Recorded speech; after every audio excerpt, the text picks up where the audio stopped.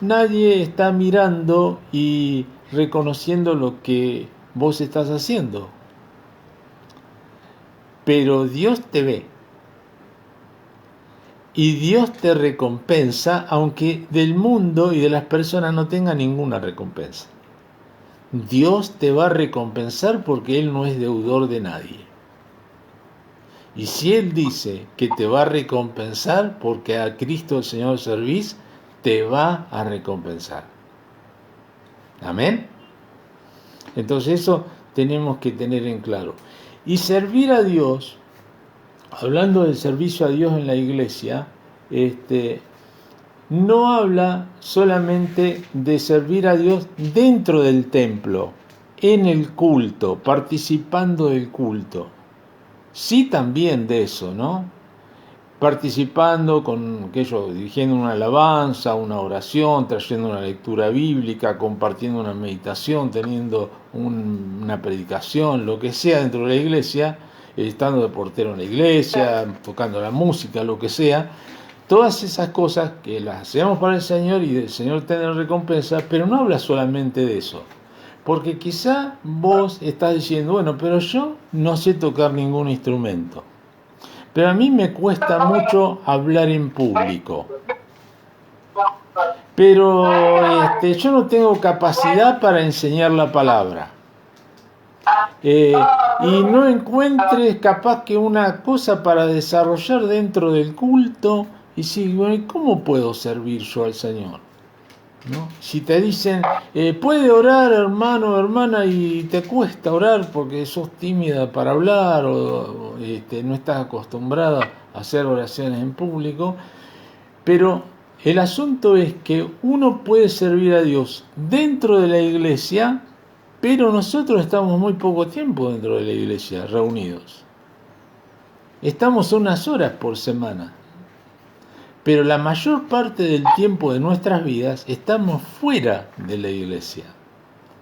Entonces, si servimos a Dios solamente cuando estamos adentro del templo, es muy poco lo que hacemos para Dios, porque tenemos que servir a Dios cuando estamos afuera. ¿Y en qué servimos a Dios cuando tenemos afuera? En todo lo que hagamos y lo hagamos para Él.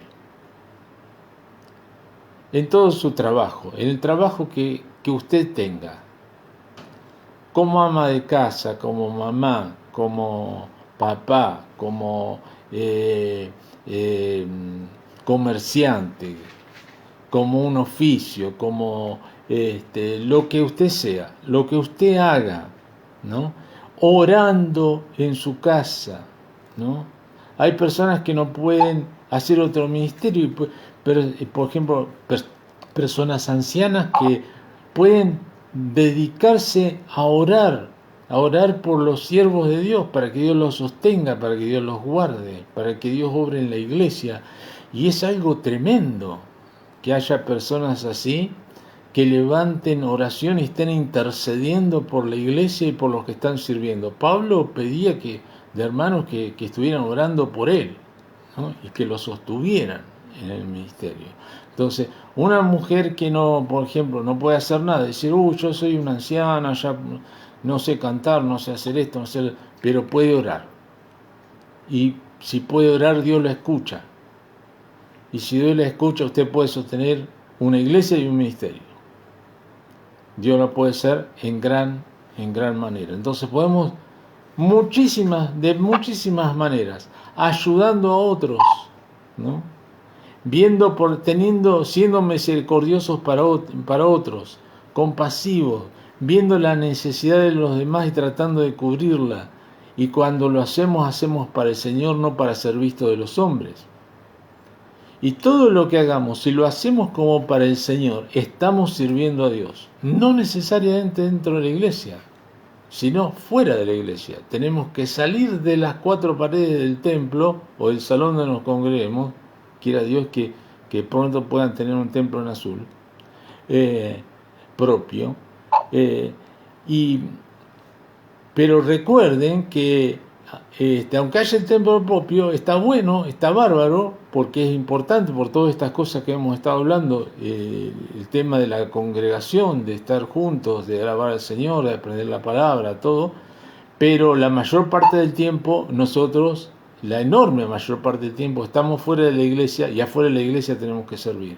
Porque afuera de la iglesia está el verdadero propósito que tiene la iglesia, predicar a Cristo, hablarle al mundo del Señor y hablarle no solamente con nuestra boca, sino también con nuestros hechos, dando testimonio del Señor, ¿no? En palabras y en hechos, y para impactar al mundo para el Señor Jesús. Así que podemos servir a Dios de muchísimas maneras. Nadie tiene excusa con esto de decir en qué puedo servir yo al Señor. Todos podemos servir al Señor ahí en el lugar donde Dios te puso.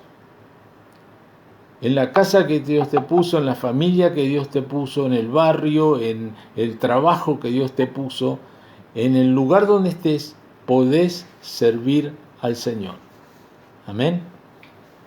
Entonces, eso es lo que quería compartir en cuanto a lo del servicio, ¿no? Dentro de las preguntas, cuando termina la lección 10, dice: usando las escrituras, dice, explique por qué la iglesia es importante, pero el punto 3 dice, ¿en qué aspectos le parece que necesita participar más para crecer hacia la persona de Dios que Dios quiere que usted sea, ¿no? Entonces, en todo esto, planteate, ¿qué es lo que yo puedo hacer para el Señor? ¿Qué es lo que Dios me está pidiendo que haga? ¿No sabes qué es lo que Dios quiere que haga? Pedile al Señor en oración: Señor, mostrame qué es lo que yo tengo que hacer, qué es lo que yo puedo hacer para vos, o qué más puedo hacer para vos. Y Dios te lo va a mostrar. Y todo lo que te viene a la mano para hacer, hacelo según tus fuerzas, como dice Proverbios, y vas a tener recompensa del Señor. No porque querramos, lo trabajemos para recibir recompensa. Trabajamos y servimos al Señor porque le amamos. Pero porque Dios nos ama, Dios nos recompensa. Porque Dios es generoso, dadivoso, ¿no? Él nos recompensa de una manera especial. Así que está ahí la invitación a decir, bueno, Señor, ¿qué quieres que yo haga? Como Pablo cuando se encontró con el Señor Jesús en el camino a Damasco. ¿Qué quieres que yo haga, Señor? ¿Qué es algo que yo todavía no estoy haciendo y que puedo hacer como parte del cuerpo de Cristo, ya sea en el templo o fuera del templo? Entonces, esta es que sea como un desafío espiritual para tu vida, ¿no? ¿Dónde, Señor, me has puesto vos dentro del cuerpo de Cristo que se congrega en azul, por ejemplo, ¿no? Y buscar ese lugar. No importa que tengas una semana en el Evangelio o que tengas 20 años en el Evangelio. Cuando yo me convertí, a mí me hablaron le digo lo que hacía mi pastor con los recién convertidos. Me convertí porque me hablaron en Mar del Plata, en la Rambla de ahí donde está el lobo marino. A la otra semana, esos jóvenes que habían ido ese día a predicar, volvían a salir. Y yo ya estaba en la iglesia, ya había empezado a congregarme. Entonces viene el pastor y me dice, toma, anda con ellos. Y me dio una pila de tratados. Y le digo, pastor, pero yo no sé qué decirles. Yo hacía una semana que me había entregado a Cristo, no conocía nada.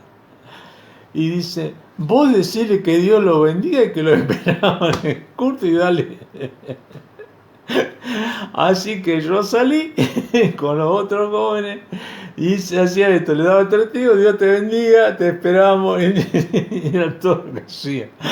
Entonces, lo que hagamos para el Señor, Dios lo va a usar. No, porque Dios se glorifica en esas cosas. No es por lo que nosotros somos, es por lo que Él es y lo que Él puede hacer, ¿no? Así que esa fue la enseñanza que tuve desde que me convertí, ¿no? Nosotros tenemos un pastor que era mi papá espiritual, digamos, que ya era un hombre anciano, pero tenía ese empuje, esa guerra, y nos mandaba a los jóvenes, vayan afuera, vayan a llevar el Evangelio a otros.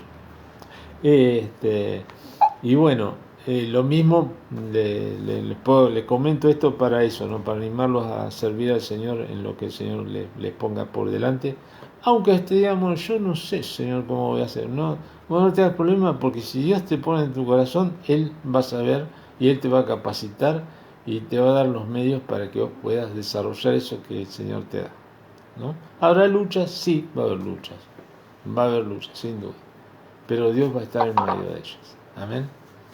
Bueno, eso, el capítulo 11 de este estudio lo vamos a pasar medio ligero, porque creo que ya hemos hablado bastante de todo esto, que es como un repaso prácticamente, y eso se lo dejo para que ustedes lo lean y lo hagan en su casa.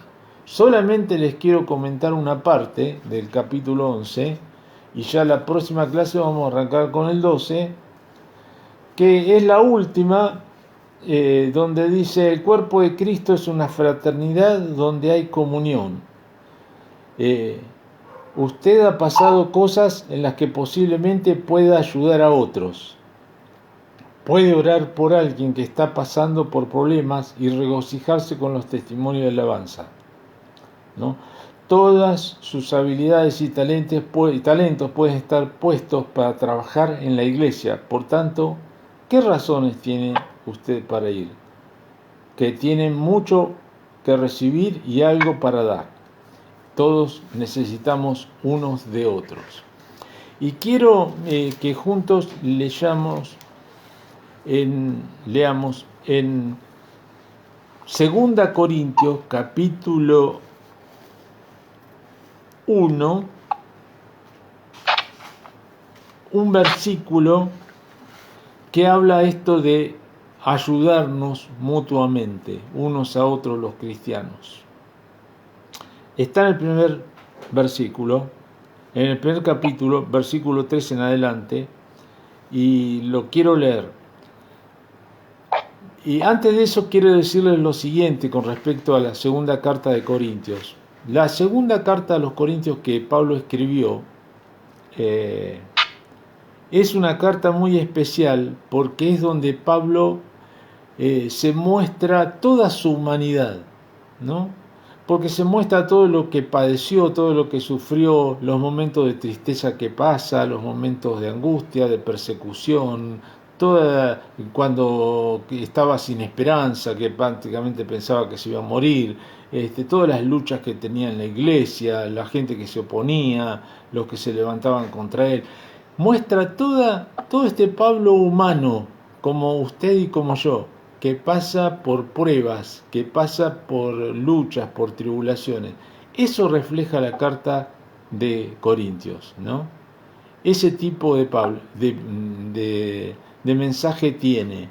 Y por eso que empieza así la carta, el apóstol Pablo. Dice: bendito sea el Dios y Padre de nuestro Señor Jesucristo, Padre de misericordias y Dios de toda consolación, el cual nos consuela en todas nuestras tribulaciones, para que podamos también nosotros consolar a los que están en cualquier tribulación, por medio de la consolación con que nosotros somos consolados por Dios. Porque de la manera que abundan en nosotros las aflicciones en Cristo, así abunda también por el mismo Cristo nuestra consolación. Pero si somos atribulados es para vuestra consolación y salvación.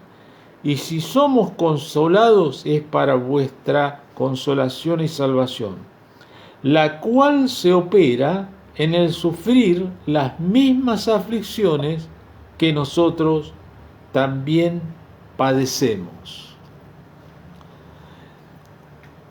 este precioso capítulo que nos introduce a la carta de Corintios, de Segunda Corintios, y nos muestra todo lo que después él va a desarrollar en la carta, ¿no? Todas las cosas que le pasaron, todas las luchas que tenía con nuestra iglesia, y cómo en medio de todas esas pruebas, como Dios lo consoló a él, y que todas esas pruebas que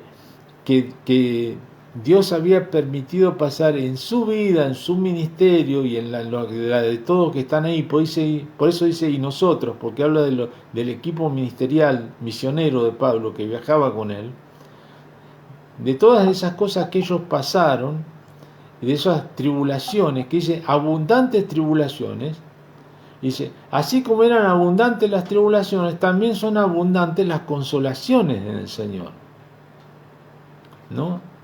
No niega que estaban pasando muchas pruebas, muchas tribulaciones.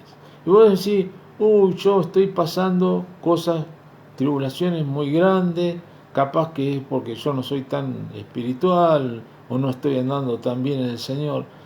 El apóstol Pablo estaba sirviendo al Señor por todos lados, llevando el Evangelio con su equipo misionero, y eso no lo libró de pasar muchísimas tribulaciones.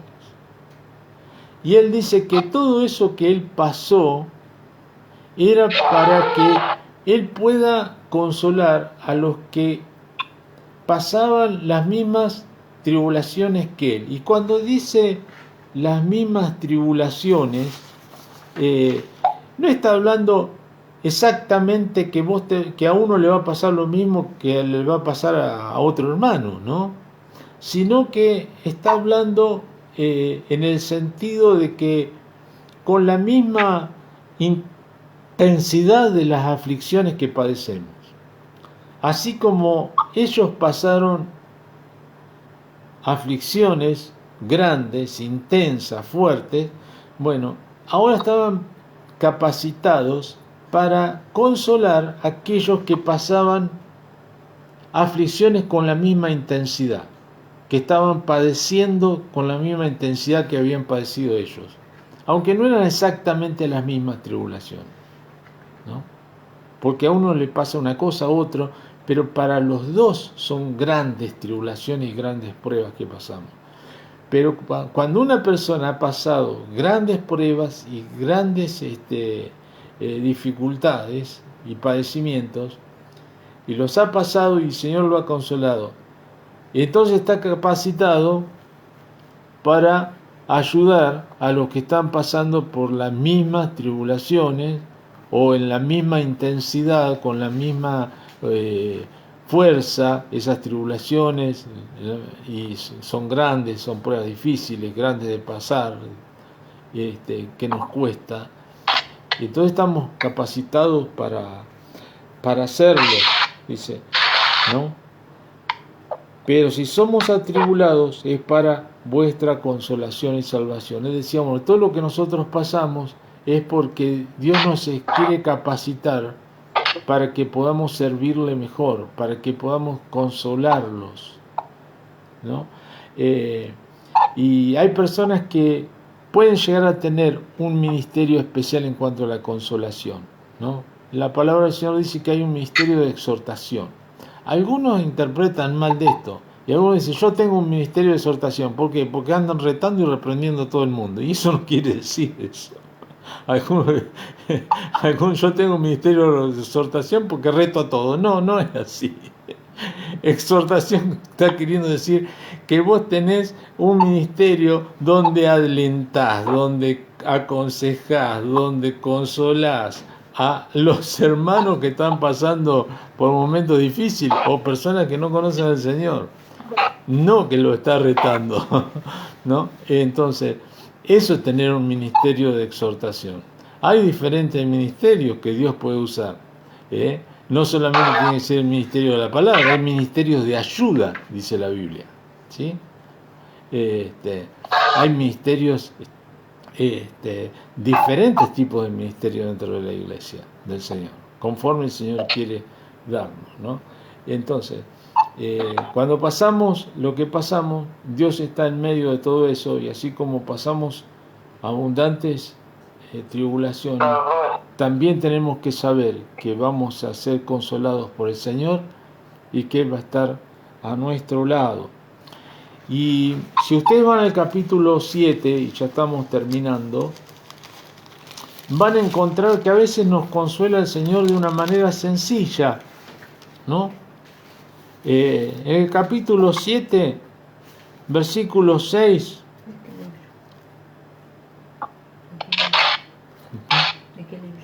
del mismo libro de 2 Corintios, está hablando de los viajes de Pablo y está diciendo así, el versículo 5, vamos a leer: porque de cierto, cuando vinimos a Macedonia, ningún reposo tuvimos en nuestro cuerpo, sino que en todo fuimos atribulados, de fuera conflictos, de dentro temores.